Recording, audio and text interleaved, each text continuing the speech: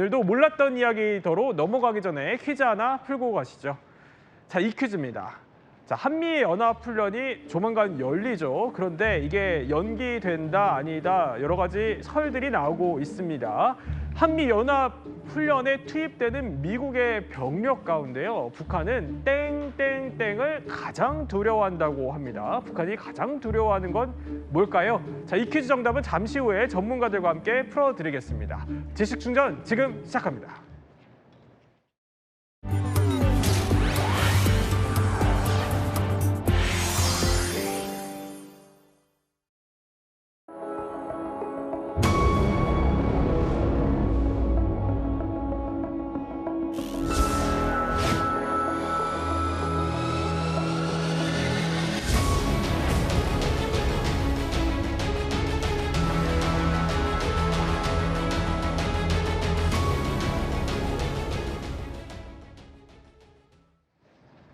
자, 우리 군이요. 어제도 전해드렸지만 최전방에 설치한 대북 확성기를 철거하는 작업에 착수한 데 이어서 자, 이번 달에 연례적으로 열리던 한미연합훈련까지 연기될 수 있다. 이런 얘기가 나오고 있습니다. 박원곤 교수님. 네.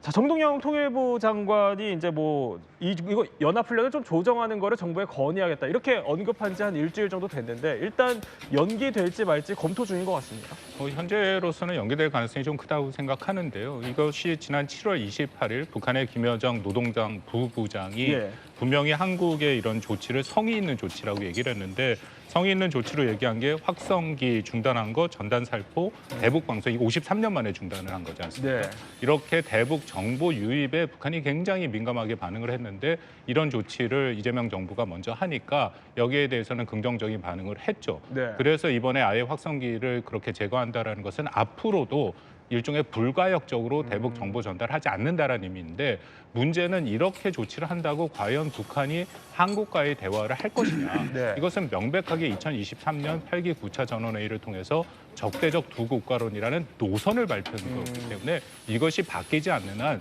당분간, 최소한 당분간은 한국과의 대화는 어렵다라고 생각합니다. 김대영 평론가님, 그러면 일단 명확하게 이제 결정된 건 아직 없습니다. 연기하겠다 말겠다 나오지 않았는데 일단 지금 이런 분위기면 한미연합훈련 조정 가능성이 좀 높아졌다 이렇게 볼 수 있나요? 좀 그런 가능성이 좀 엿보이고 있는 상황입니다. 우선 이제 8월 중순이 되면 일반적으로 을지 자유의 방패 훈련을 진행을 합니다. 네. 근데 이 을지 자유의 방패 훈련 같은 경우에는 보통 이제 컴퓨터를 이용한 시뮬레이션, 그러니까 적과 아군으로 나눠서 이제 모의 공방전을 치릅니다. 그 다음에 이제 야외 기동 훈련을 진행하는데 일단 이런 대북 유화 제스처도 있을 수 있겠지만 지금 사실 날씨적인 문제도 있어요. 워낙 지금 올해 여름이 더워서 야외 기동 훈련하는 병력들 같은 경우에는 사실 이 더위가 가장 큰 적이라고 할 수 있겠습니다. 일사병도 걸릴 수 있고 또한 여러 훈련 중에 또 체온이 또 올라가는 그런 문제도 있기 때문에 그런 부분들도 일단 좀 고려를 하는 것 같습니다. 그래서 한 달 정도 좀 뒤로 미루는 방안이 좀 유력하게 나오는 걸로 이렇게 보여집니다. 그런데 날씨 탓도 있겠지만 그 전에 이미 앞에 이제 김여정이 답안을 냈는데요. 문구식 교수님, 거기에 이 연합훈련을 콕 집었어요. 그거는 이미 예상을 했을 거예요. 정부가 바뀌면은 옛날 패턴으로 돌아가기를 희망할 수도 있어요. 그동안 완전히 담을 쌓고 이제 남우 국가다, 남조선도 아니다 했는데 사실 은근히 바란 게 있었을 거예요. 그래서 옛날에 문재인 정부 때 하던 그 패턴을 생각하고 있을 건데 그래서 아마 현 정부도 대화를 원하거든 대화를 하기 위해서는 축소 또는 시기 조정에 약간의 미세 조정이 있지 않을까. 그러나 이걸 완전히 취소한다는 거는 좀 어불정설이고 그런 차원에서 슬기롭게 대처를 해야 되지 않을까 그런 생각합니다. 자, 이렇게 한미연합훈련을 두고 북한이 어떻게 보면 경기를 일으키고 있다면 미국 입장은 어떨까요? 미국은 트럼프 대통령이 사실 걸핏하면 이거 한미연합훈련 돈 낭비다 이렇게 언급해왔습니다. I don't think they were necessary either, if you want to know the truth. But I think it's a total waste of money. And they did a modified version of them. John Bolton, would you say that's correct? It's a very much modified version. But I think it was unnecessary to do. 아니 이러면 그러니까 북한이 이렇게 요구를 하고 트럼프는 이게 돈 낭비라고 생각하고 이런 상황에서 우리가 한미연합훈련을 축소하거나 아니면 일부 혹시 연기를 하게 된다면 이게 앞으로 좀 연합훈련에 어떻게 보면 미국이 좀 축소하는데 좀 빌미를 줄 수 있는 거 아닙니까?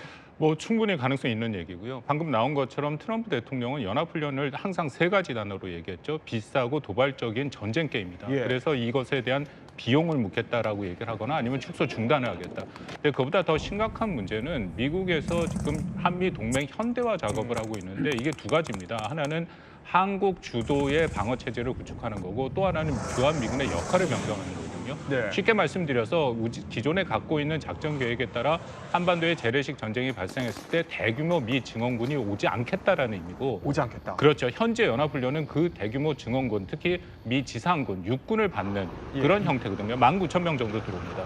그렇기 때문에 미국의 입장에서는 이러한 연합훈련 자체를 바꾸고 싶은 생각이 큰데 만약에 한국이 먼저 이런 연합훈련을 뭐 중단하거나 축소하거나 지금같이 뭐 9월 달로 넘겨서 한다든지 그렇게 되면은 앞으로 연합훈련의 동력이 약해질 가능성이 있고 문제는 그 동력이 약해진 부분을 과연 무엇로 채워서 우리가 대비 태세를 유지할 것인가에 대한 우려가 분명히 있습니다. 그렇군요. 아니 그럼 도대체 이 한미연합훈련이 뭐길래 이렇게 난리인지 하나씩 저희가 살펴보려고 합니다. 김대현 평론가. 일단 이 연합훈련이 어떻게 진행되는지부터 한번 짚어볼까요? 크게 이제 두 가지로 나눠집니다. 제가 이제 앞서도 말씀드렸지만 첫 번째로 우선 이제 지휘소 훈련을 합니다. 근데 지휘소 훈련의 핵심은 이겁니다. 전시에 어떻게 싸울 거냐에 대해서 이제 시뮬레이션을 해보는 거예요. 가상 훈련. 그래서 이제 적과 아군으로 나눠서 이제 일종의 정말 그 컴퓨터로 전쟁을 한번 치러보고 야외 기동 훈련은 말 그대로 밖에서 이 결과 시뮬레이션 전쟁 결과를 가지고 훈련을 해보는 거예요. 그래서 이제 전시에 대비한 여러 가지 야외 기동 훈련이 이제 수반이 되는데, 근데 그 핵심은 이제 CPX 지휘소 훈련에 달려 있습니다. 그래서 이제 지휘소 훈련에 좀 이제 비중이 크다라고 좀 지금 말씀드리고 싶고, 이제 과거 같은 경우에는 그 팀 스프리트 훈련 많이 들어보셨을 겁니다. 이제 냉전 시대를 대표하는 미군의 대표적인 훈련이 두 가지가 있었는데.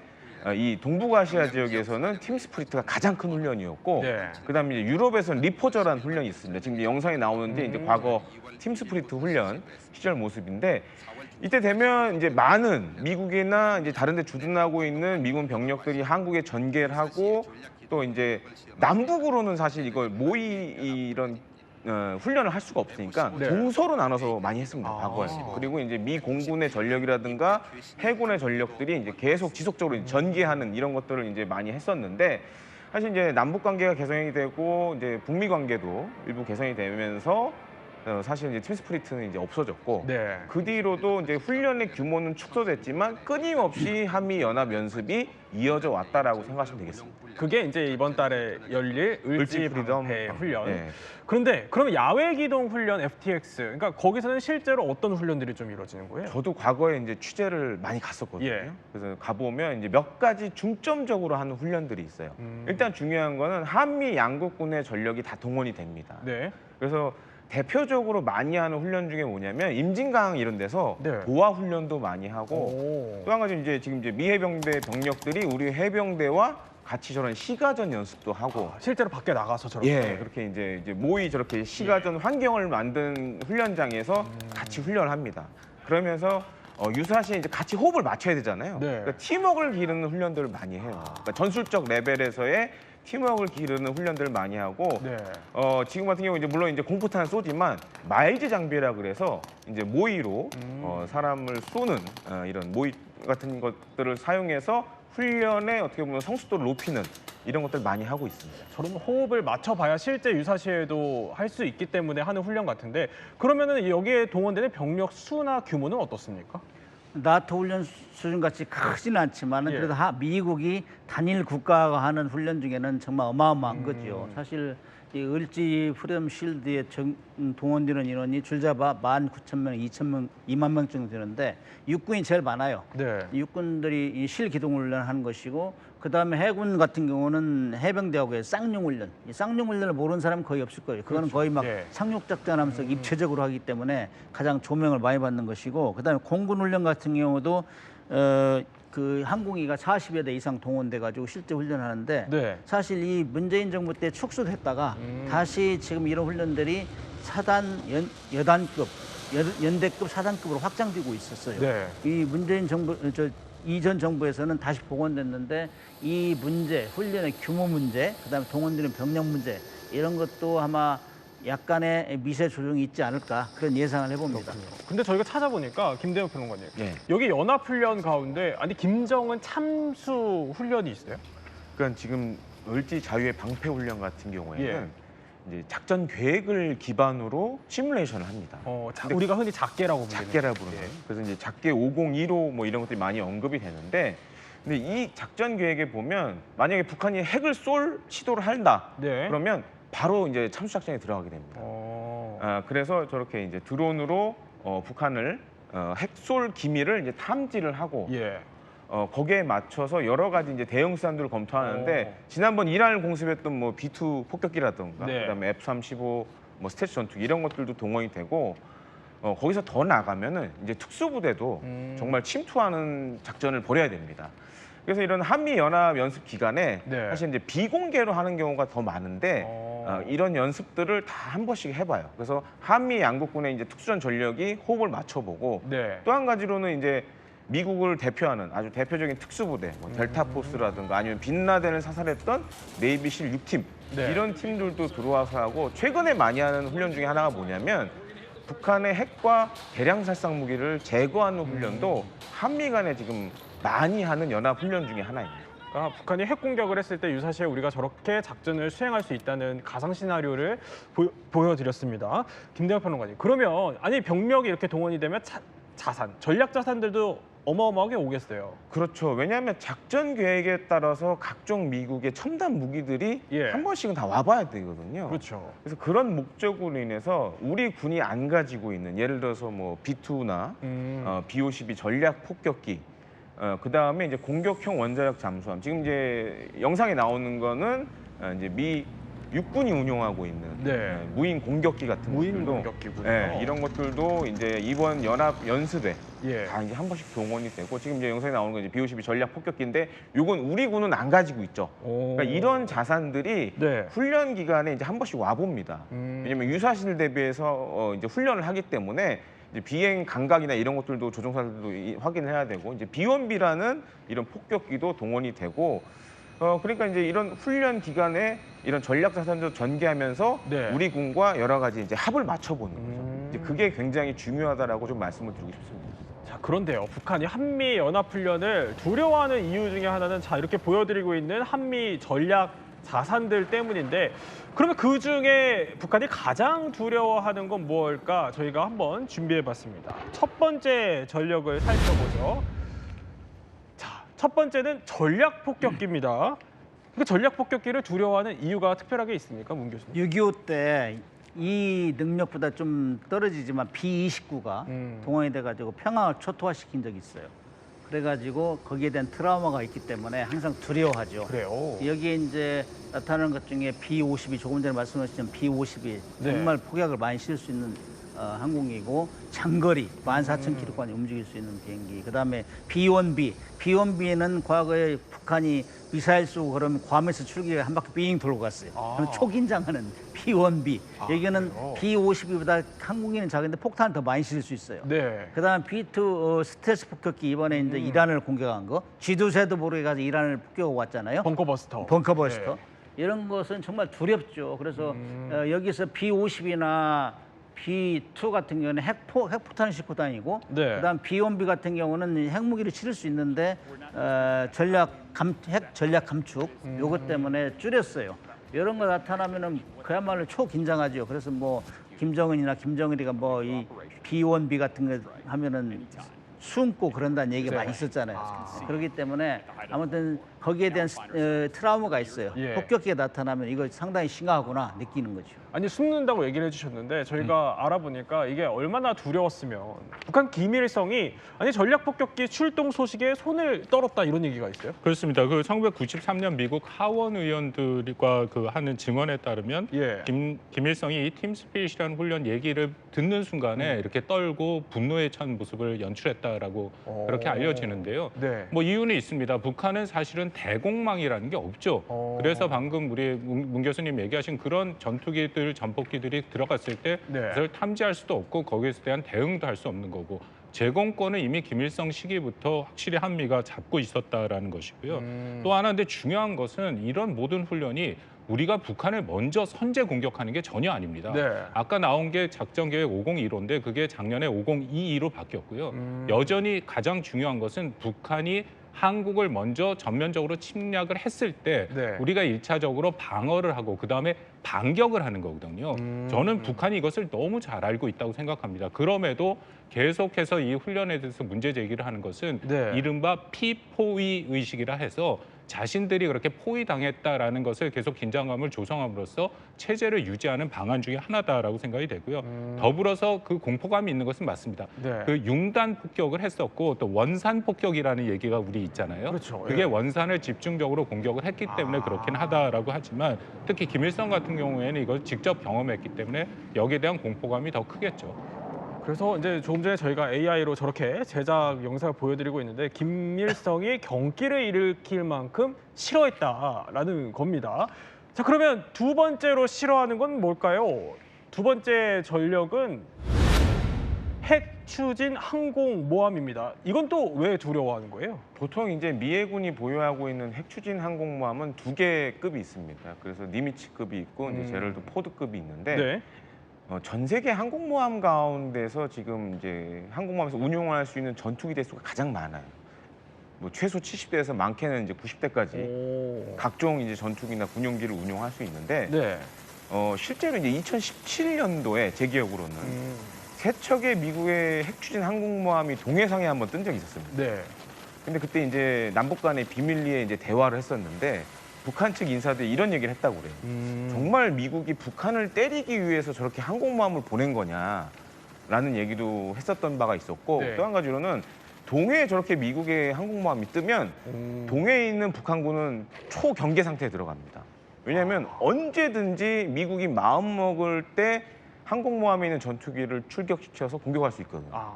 그래서 이제 과거에서부터 계속 이제 전략 폭격기와 마찬가지로 네. 미국의 이 원자력 추진 항공모함에 있어서 북한은 굉장히 경계심을 가지고 있죠.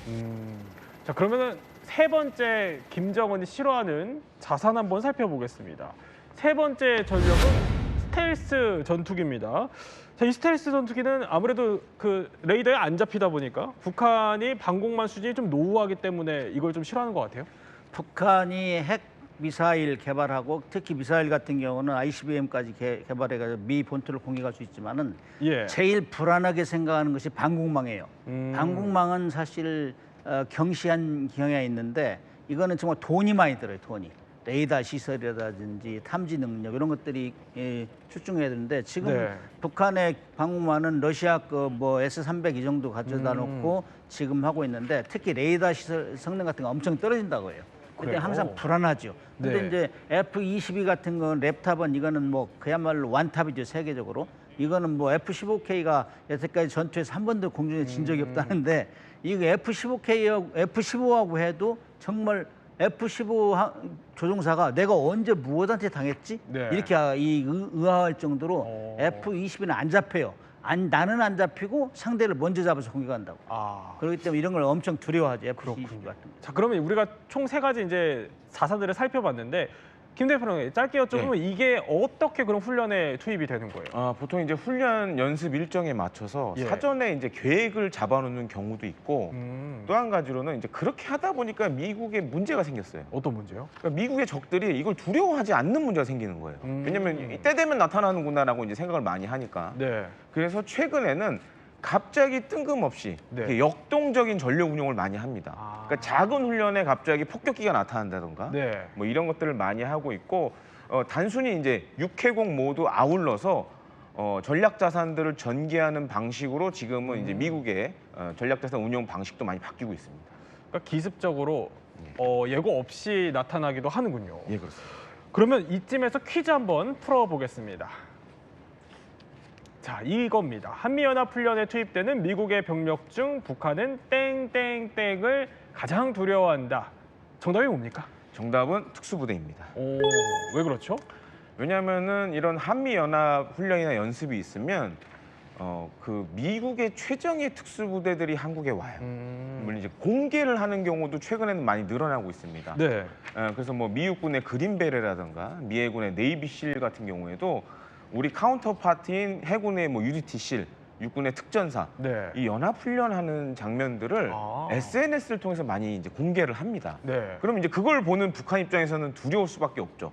여기다 더해서 빈라덴을 암살했던 네이비실 6팀 같은 경우에도 이제 비밀리에 한국에 들어와서 훈련하는 경우도 있고요. 네. 또한 이제 델타포스 이런 부대들도 예. 이렇게 와서 훈련을 조용하게 하고 한 번씩 지나갑니다. 아니 그러니까 이렇게 사실 한미 연합 훈련이 진행되다 보니까 북한은 극도로 예민한 반응을 계속해서 보여왔죠. 과거 발언 한번 들어보겠습니다. 우리의 면전에서 위험천만한 독침 핵전쟁 연습을 또다시 강행해 나선 이상 우리 군대는 이미 선포한 대로 초강경 대응 조치로 맞서 나갈 것이다. 미국과 남조선 측의 위험한 전쟁 연습은 반드시 스스로를 더욱 엄중한 안보 위협에 직면하게 만들 것이다. 그런데 북한이 여기에 대한 대응일까요? 아니 러시아, 벨라루스랑 3개국 합동훈련을 할 것처럼 보도가 되고 있어요? 뭐 우크라이나 정부 당국이 나온 보고서에 따르면 이제 그런 얘기가 들리는데요.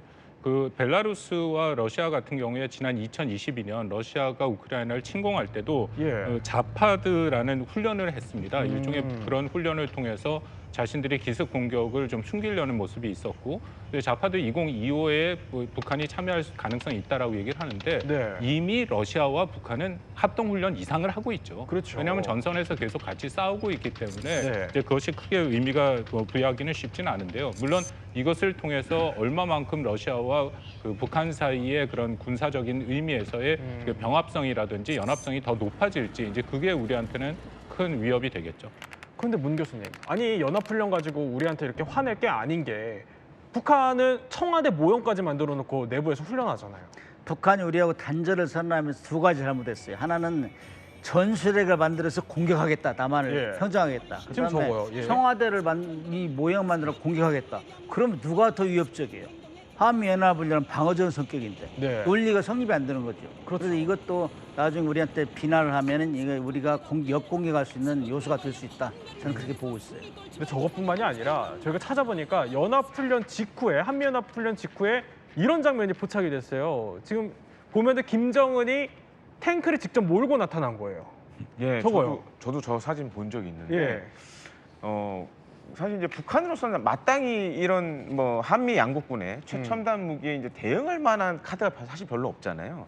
그래서 저것도 이제 북한의 신형 탱크라고 당시에 이제 끌고 나왔었는데 요 사진 말고 이후에 이제 공장에서 만드는 몇 가지 사진들도 보여줬는데 사실 저는 깜짝 놀랐어요. 그러니까 여러 이제 부품이 굉장히 좀 조약하고 지금 이제 이렇게 야지에서 기동은 하지만 중요한 핵심 구성품들을 그 공장에서 만들 때는 이렇게 사진을 볼 수가 있었거든요.